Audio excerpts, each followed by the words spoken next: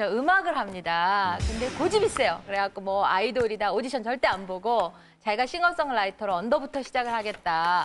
그래서 예, 일본에서 가수 생활을 하다가 왔는데요. 혼자서 작곡하고 뭐 뒤늦게 또 대학을 들어갔어요. 그러니까 대학교 학비 들어가죠. 용돈 들어가죠. 뭐 이러다 보니까 지금 나이가 어느 정도 있는데도 계속 돈이 들어가는 거예요. 몇 살이에요? 도대체 20대 이제 후반이 벌써 돼갖고 예.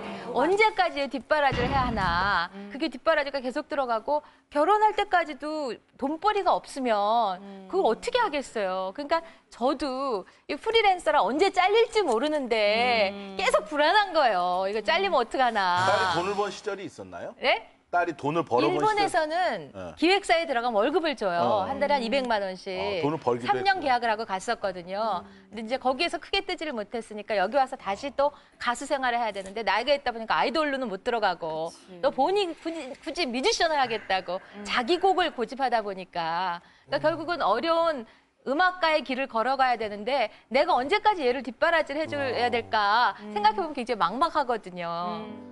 동치미도 김치 아닙니까? 우리가 맛있는 김치를 만들려고 그러면 5번 죽어야 된대요. 뽑으면 죽잖아요. 집에 가져와서 칼로가 빌면 2번 죽는다는 거예요. 씻어가지고 소금에 절이면 또 죽는다는 거예요. 그렇죠. 숨이 죽죠. 그다음에 4번째는 우연은 가면 뭐 고춧가리 뭐 양념해가 들이 뭉쳐놓으니까 또 죽는다는 거예요. 그것뿐만 아니라 이것도 단지에 담아가 땅 밑에 묻어놔야 숙성이 돼야 된다는 거예요.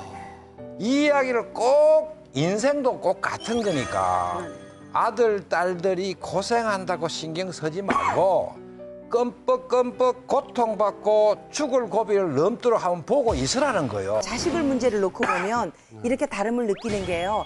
아들을 키울 때는 선생님 말씀처럼 그런 말씀이 맞아요. 그런데 딸은 근본부터 생각부터 감성적인 것부터 다 다르기 때문에 너무 어렵게 너무 궁지를 몰면 갈 수 있는 곳이 막다른 길밖에 없다라는 거죠. 사회적인 여건이. 그래서 아들은 정말 강하게 뭐 노동일이라도 시켜서 하면 그 일을 헤쳐나가지만 딸은 할 수 있는 게 결국 어디냐는 동물의 왕국 사진을 보면은 캥거루는 어미는 조그만데 이 캥거루 그 주머니 안에 어미보다 더 큰 애가 들어와 있잖아요.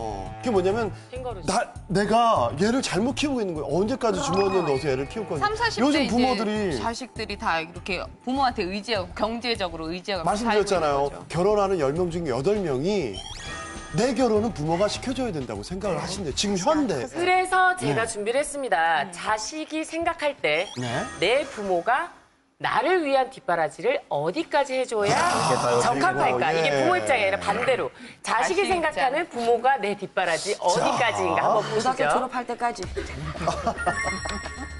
62% 1위가 대학 졸업할 때까지는 지원해줘야 된다. 그리고 2위 꽤 많아요. 거의 20% 가까이, 20% 가까이가 결혼할 때까지 지원해줘야 된다.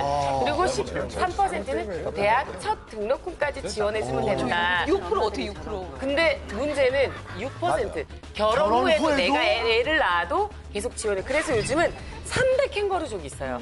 결혼을 했는데도 그 결혼한 부부가 부모님 집에 얹혀서 이 애들까지 봐주십사.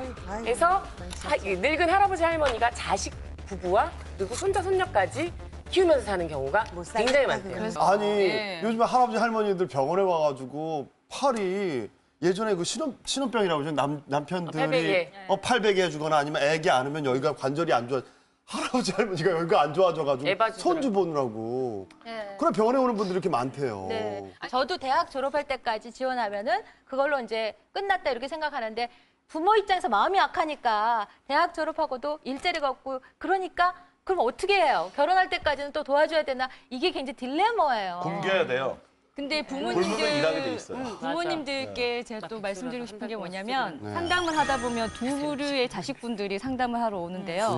한 부류는 부모님이 아직 돌아가시지도 않았는데 돌아가시기 전에 지금 시점에 부모님 재산을 내 상속분으로 지킬 수 있는 법적 수단이 있는지를 물어보러 부모님이 쓰실까 봐. 생각보다 많이 있어요. 그러니까 부모님들은 내가 받을 유산을 쓸까 봐? 그냥 부모님이 돌아가실 때까지 자기 재산을 쓰셔야 될 거 아니에요. 그럼 줄 거 아니에요. 그리고 언제 어떻게 쓰실지 모르니까 불안하니까 지금 확보할 수 있는 법적 수단이 있느냐를 물어보시니까 그러니까 부모 자식 간에 그럴 일 없을 거라고 생각하시잖아요. 근데 현실은 냉정하거든요. 그럼요, 아니요. 그러니까 부모님들은 돌아가실 때까지 자기 재산은 자기 재산이시고 자기의 노후 대비는 직접 하시는 게 오히려 자식과의 관계가 틀어지지 그러니까 않을까. 저도 이수경 씨처럼 똑같은 딸을 키우거든요. 걔도 배우한다고 지금 연극영화과 졸업하고 지금 걔도 프리랜서에 일 없어요. 쫄쫄 굶죠. 그런데 제가 여자아이들은 세상이 험하니까 돈을 안 주면 나쁜 짓으로 가겠지 하는 거는 극단적인 생각인데 그건 저의 착각이었어요.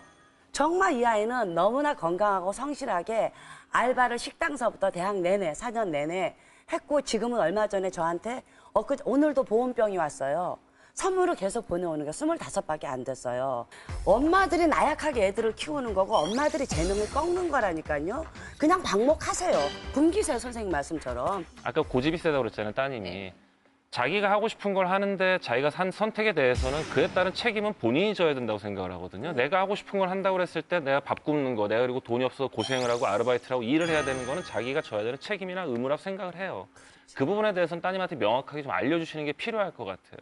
저는 이 말씀을 꼭 드리고 싶어요. 아이가 밥을 안 먹어서 속상한 부모님들 많아요. 그럴 때 굶기시면 됩니다. 왜냐하면 허기라는 거는 배고픈 기운을 느끼지 못하는 아이는 밥을 먹을 수가 없어요. 가장 맛있는 반찬이 허기예요. 그런데 그 한 끼 굶으면 애가 굶어 죽을까 봐 쩔쩔맵니다. 그래서 밥 숟가락 들고 쫓아다녀요. 여기서부터 애를 쓰레기로 만든 거예요. 봤어. 이 나라 대한민국은요. 아이가 배고프게 내버려 두는 데서부터 올바른 교육이 시작하는 거예요. 저는요, 우리 딸 둘러놓고 제 부채 상황도 얘기해 줍니다. 아빠가 지금 당장 죽으면 아파트 은행 대출 받은 거 얼마 하고 요거 팔아서 어디로 가면은 살 수 있을 거고 엄마가 다시 미술학원 선생을 해야 될 거고 다만 지금보다 사는 수준 많이 떨어질 거 이렇게 얘기해 줍니다. 그러니까 아이들이 아빠의 생존에 대해서 굉장히 고마워요. 내가 이 생활을 유지할 수 있는 건 아버지가 살아계셔구나. 그러니까 딸 둘이 내가 딱 들어오면 와서 코 고는 소리도 이렇게 들어보고 죽었을까 봐. 왜냐면 코 골다가 이렇게 한번 숨이 멈추거든요. 그러면 아빠 죽는 거 아니야? 콕 하면 이제 다시 안심을 하거든요. 저기서 대한민국 국민들이 새끼들 다 굶겨 죽일 수는 없는 제가 얘기할게요. 지금 행복한 고민을 하고 계신 분들이 다 있다 여기. 사실은 아이들은 부모가 어떻게 말로나 뭐 돈으로 해서 이렇게 키워지지가 않습니다. 부모들이 하는 행동에 의해서. 그래서 거기서 효자, 효녀가 나오는 거지 돈 많이 들였다 해서 효자, 효녀가 절대로 나오는 게 아닙니다. 그리고 자식들을 강하게 키우기 위해서는 엄마 눈에서 어떻게 눈물이 안 나오고 키울 수가 있겠습니까? 귀여우면 진짜 자식이 귀여우면은 조금 독하게 키우는 게 좋을 것 같은 생각이 들어요. 어머니가 올바른 행동을 해주고 어머니로서 해줄 교육을 했다면 저도 그런 생각을 못했겠지만 저 같은 경우에 아침을 진짜 거의 못 먹고 자랐어요. 그건 엄마로서의 의무 아니에요? 무사직 삼팔자다. 너 없고 나 없는 게 낫겠다. 하도 말썽을 부리니까. 그래서 또 하시던 일이 좀 잘못되셔서 근래에 그냥 들었을 때는 1억? 먼저 용서하세요. 저도 할 만큼은 한 것 같아요. 제 나름대로는.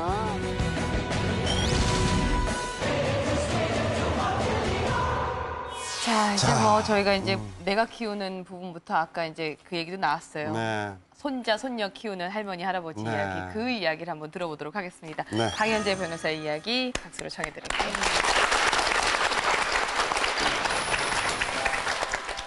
그 아까 젊은 부부들이 애 낳지 않는다는 것에 대해서 네. 뭐 어르신들 분들 당연히 뭐 받아들이기 힘드실 것 같은데 사실은 정말 여건이 지금은 굉장히 어려워졌어요. 왜냐면은 지금은 이제 남자만 돈을 벌어서 되는 시대가 아니니까 같이 버는데 애를 당장 키워줄 사람이 없거든요.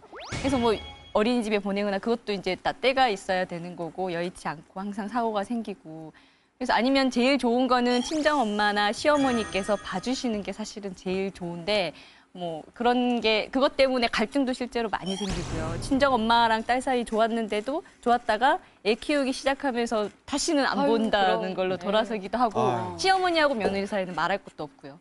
결국 그게 점점점 더 번져가지고 부부 사이까지 문제되는 경우도 많아요.